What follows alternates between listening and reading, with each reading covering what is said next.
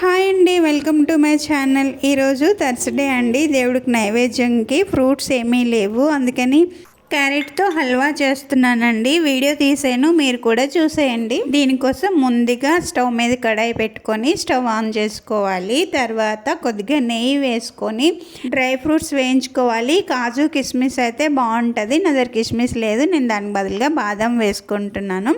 ఇవి వేయించి పక్కన పెట్టేసుకున్న తర్వాత అదే నెయ్యిలో క్యారెట్ తురుము వేసుకోవాలి. నేనైతే ముందుగానే తురుము పెట్టుకున్నాను. ఇదిగోండి, ఇదైతే 1 kg క్యారెట్ అండి. నేను ఇలా తురిమేసి ఉంచుకున్నాను. ఈ నెయ్యిలో వేసుకొని హై ఫ్లేమ్లో వేయించేయాలండి. ఆ సిమ్లో పెట్టి వేయించాల్సిన అవసరం ఏమీ లేదు. దీనిలో ఉన్న తడిపోయేంత వరకు వేపుకోవాలి.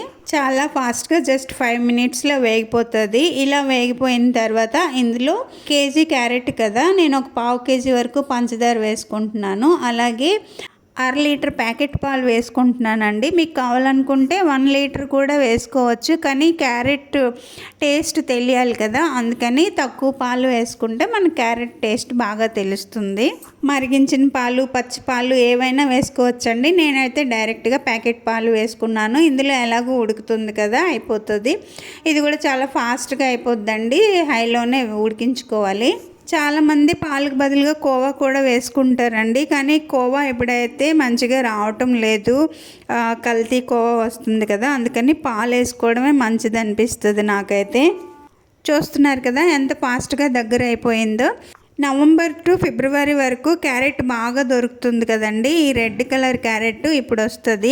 ఇది చాలా తక్కువ రేటుకి కూడా దొరికిపోతుందండి. కిలో 20 రూపాయలు, 25 రూపాయల వరకు దొరికిపోతుంది. అందుకని చాలామంది ఈ టైంలో హల్వా చేసుకుంటారు.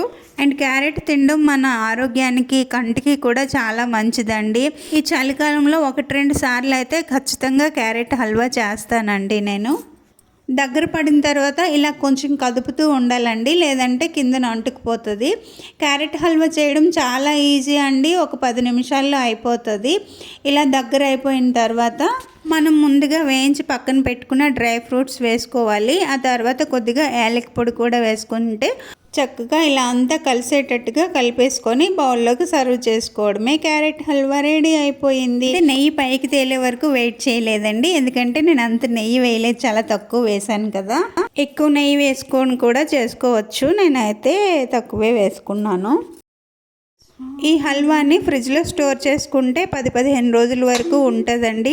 బయట పెట్టుకున్న ఒక 4-5 రోజుల వరకు నిల్వ ఉంటుంది, పాడవదు. మీరు కూడా ట్రై చేసి హల్వా ఎలా వచ్చిందో నాకు కామెంట్ చేయండి.